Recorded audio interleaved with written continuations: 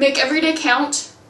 This might be kind of redundant and it sounds kind of cliche, but you really do, because like I said, it's the last time your friends are going to be together. You end up missing all the little things that bother the crap out of you in high school once you're out of high school. And I'll get into that a little bit later. I don't even know what number this is anymore.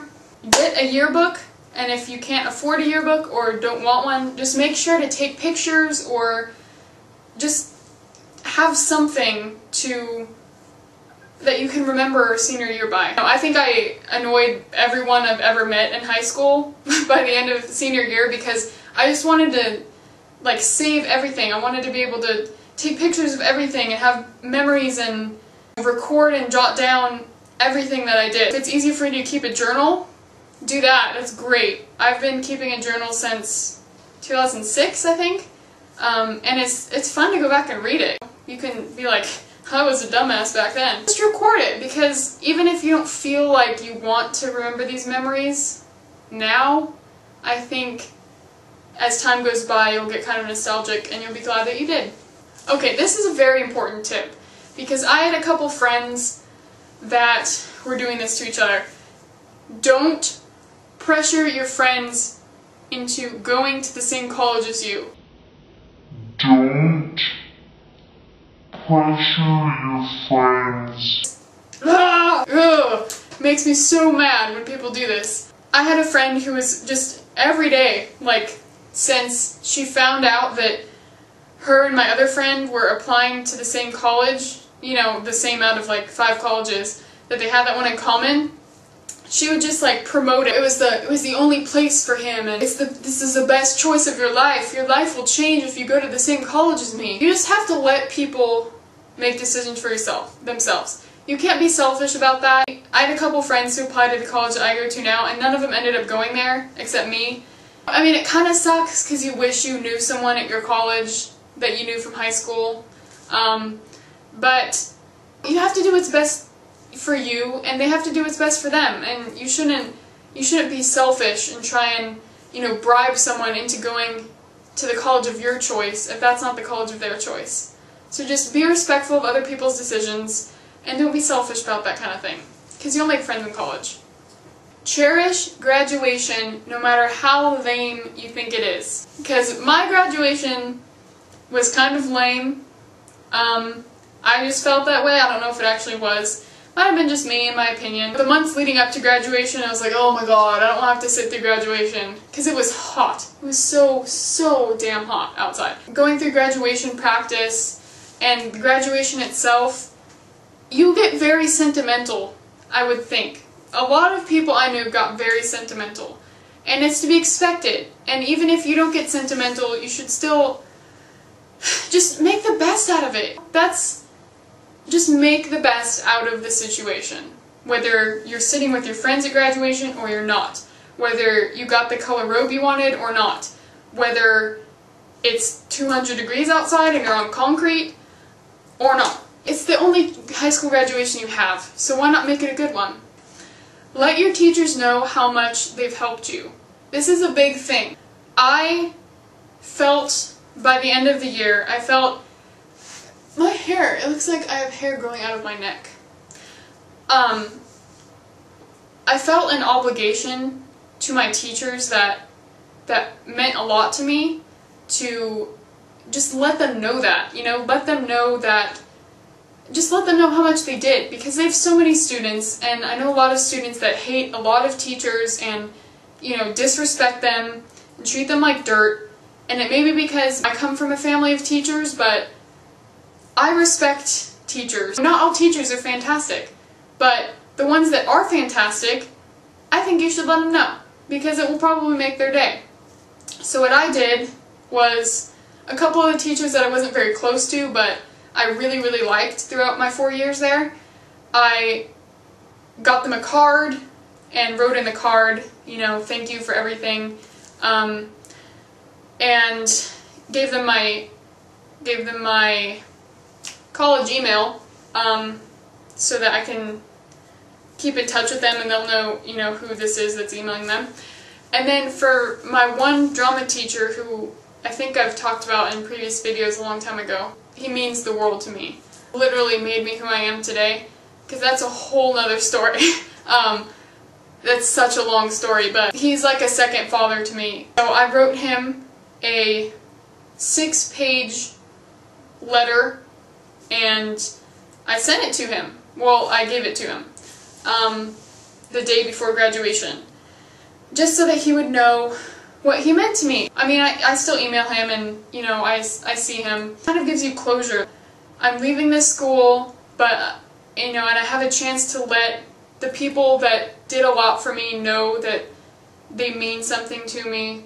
It kind of just gives you a sense of closure and makes it easier to leave, I find. So if you have a couple teachers that, you know, that mean a lot to you, and I hope you do, because there's some great teachers out there that can do wonderful things, you should let them know. This is also a very important one that I get kind of pissed off about sometimes. There is a fine line between enjoying the feeling of being on top and being stuck up about it. Too many seniors hate freshmen, which is the most ridiculous thing ever, because 4 years ago you were a freshman, and if you're going to college, guess what? The next year you're going to be a freshman all over again, and you're going to wish that the seniors in college didn't hate you so much. So it's like this hypocritical cycle that just drives me insane. There's some good things about being a senior, obviously, but just don't get so like caught up in it and like full of yourself. Senior year means, you know, at least with some of my teachers, the like interactions with them were less formal, because a lot of us were already 18. I wasn't 18, I'm not 18, but they let you go out and, you know, run errands for them. You just kind of have more freedom. It's less structured, I found. You feel so comfortable with the campus if you've been there for all 4 years. That place was my second home.